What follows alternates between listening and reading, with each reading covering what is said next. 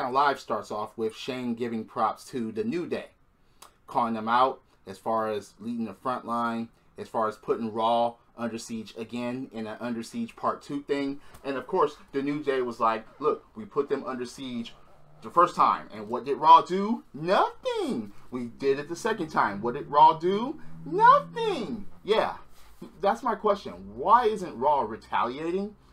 Yes, we have a couple of weeks until Survivor Series, but I thought it would be a back and forth type of thing. I mean, yes, Daniel Bryan went to Raw and he got whatever he got, you know, just messed up in the dark by Kane. But anyway, it's just like, oh, what? SmackDown is well protected enough and Raw isn't? But Raw is supposed to be the flagship show and all of that? No, I'm not hearing that. Sorry, but anyway. Kevin Owens and Sami Zayn come out, and of course they complain. They complain about the fact that they're not going to be a part of the Survivor Series team. They complain about Randy Orton using low blows. They complain about Shane McMahon, obviously. But of course, Shane McMahon is like, all right, look, you guys got, you know, a lot of complaints and everything like that, and that's why you're not on the team, because instead of earning it, or, you know, you guys make excuses for your losses. So a match is made. Sami Zayn versus Kofi Kingston. Okay.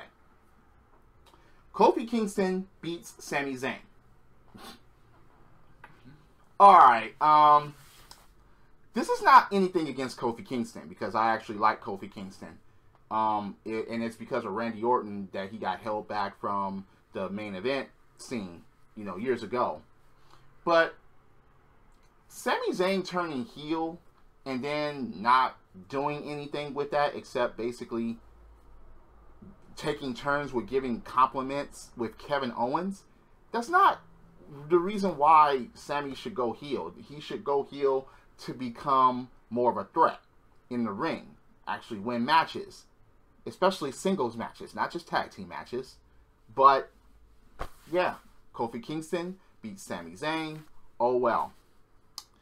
Jinder Mahal basically says that AJ Styles is the appetizer and he's going to feast on the beast at Survivor Series. Oh, really? Really? Okay. Yeah, we'll see about that. Aiden English sings and I'm like, stop it, stop it, stop it, stop it. And Randy Orton faces Rusev. And if Rusev would beat Orton, Rusev will be a part of the Survivor Series team. Well, guess what happened? Rusev did not beat Randy Orton, did he? But of course, put Rusev on the team, what threat is Rusev going to be? You know, okay, we want to see people elevate and get titles and actually not get put in the garbage feuds and to actually do something and mean something within wrestling. Especially put on good matches at the same time. But Rusev, we haven't believed in him in quite some time, and it's like, him on a Survivor Series team, no, he would basically be the first one to leave, not Shane O'Mac, as far as the Smackdown team. So, what they do, they didn't put him on the team. Yeah, Randy Orton beat him, so no Rusev. No Rusev Day, none of that. So, it's still a 4-man team on Team Smackdown as far as the males. Or is it? More on that in a bit. Becky Lynch against James Ellsworth. I'm just like, oh God, no. I didn't even want to watch this because I'm just like, why? What? Huh? Why? This is... I understand this would have been a waste of time. Now, this would have been a perfect opportunity for the Raw ladies to come out and actually cost Becky Lynch a match against James Ellsworth. But no, they missed that opportunity. That didn't happen. James Ellsworth loses. All the SmackDown women's roster basically laugh at him, except for Carmella. She actually gets up in the ring, and she gives him a super kick and walks away. So, is that relationship over? Is James Ellsworth trying to put her, you know, over by... Is James Ellsworth out? We don't know yet, but losing against Becky Lynch, having a match against Becky Lynch in the first place was pretty pathetic in my opinion. It didn't make any sense. It just, I mean, they had this tirade on Twitter, and I'm just like, oh, God, no. No, just, no. Especially Ellsworth saying that he's a man and he will prove that he's superior. And I'm like, you're not even superior against, no, just, I'm not even going to go into that. It's just that it was a waste of time. Next week, we'll have two, okay. The funniest part about next week is that, okay, we're going to get a title match next week. Two of them. Charlotte will challenge Natalya for the Women's Championship of SmackDown. And also, Baron Corbin will put up the United States Championship against Sin Cara. So they're trying to shake up Survivor Series as far as saying, okay, the fans are not liking what they see. They don't like these matches. These matches don't make any sense. So let's spice it up a bit. And maybe, just maybe, we'll hand the belts to somebody else until Survivor Series is over. And then we'll just have these other people get their belts back. Hot potato, WWE. That's your answer? No. I hate hot potatoing belts. I just hate that. It devalues the fucking belt. No matter what belt it is, hot potatoing it back and forth just devalues the title. Speaking of title matches, you had Shelton Benjamin and Chad Gable versus the Usos. And, okay, so, Raw shook theirs up by having new tag team champions. Were they going to do the same thing on SmackDown? Once again, a missed opportunity for Raw to invade, and that didn't happen.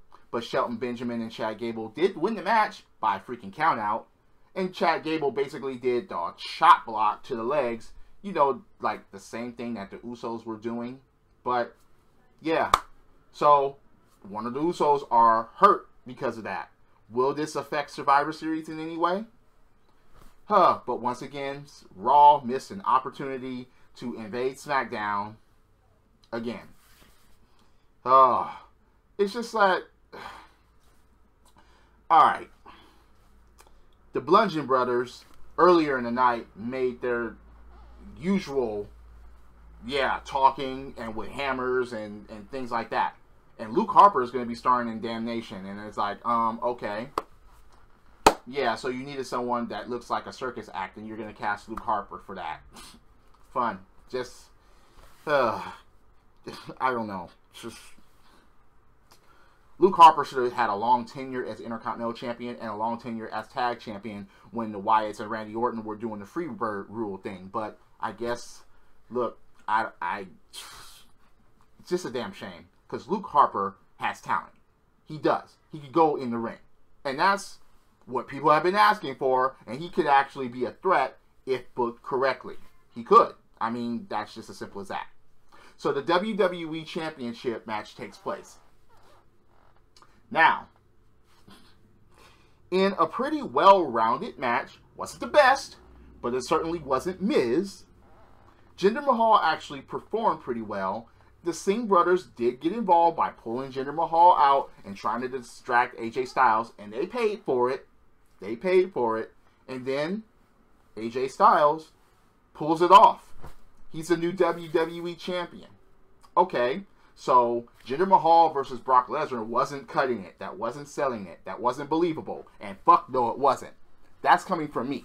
Even though I kind of like Jinder Mahal as being WWE champion, but him against Brock Lesnar, no, I'm not hearing that. But people are like, how are the styles going to clash, pun intended, between Brock Lesnar and AJ Styles? It doesn't matter. Because at least they can both pull up a good fucking match.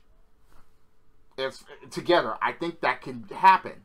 Suplex City could be there, but also AJ Styles can actually go in the ring and not get demolished and actually be believed as far as not being demolished. He could actually get some offense in. He could actually do things. I mean, both of them are former IWGP champions. I mean, look, I'm just like, I just don't think Jinder Mahal versus Brock Lesnar was selling it. So I don't have to rant about that anymore. Because I was going to on my prediction video. I was saving the rant for the prediction video. But now, don't have to. And this is the first time that the WWE Championship has changed hands not only outside North America, but in England. Other championships have changed outside of North America before. And notice I said North America because Canada is a part of North America. So I understand the Sky Dome. And look, I know. But outside of North America, the WWE Championship has never changed hands until AJ Styles won it on Smackdown. Yes, the Tag Team Championship and Intercontinental Championship. Hey, Intercontinental Championship took place at SummerSlam in England before. And, of course, you know about the Tag Team Championships changing hands, like in Japan. And the Cruiserweight Championship even changing hands in Japan when Funaki won it. I mean, but the WWE Championship never happened before. As far as it's changing hands outside of North America, as far as my knowledge. If I'm wrong, please comment below. But that was SmackDown Live. New WWE Champion. Perhaps new U.S. Champion and a new Women's Champion of SmackDown next week. Maybe that's when Raw will invade. But right now, it's just a one-sided thing, and I'm not hearing that. Maybe The Shield will challenge the New Day for Survivor Series, because this is a pretty light card for right now. Shield versus New Day at Survivor Series, because neither of them are part of the card, and, of course, now there's some type of animosity, and Roman Reigns is supposed to be coming back, and who knows. But anyway, what do you think about the show? Am I full of shit with my opinions, or do you agree?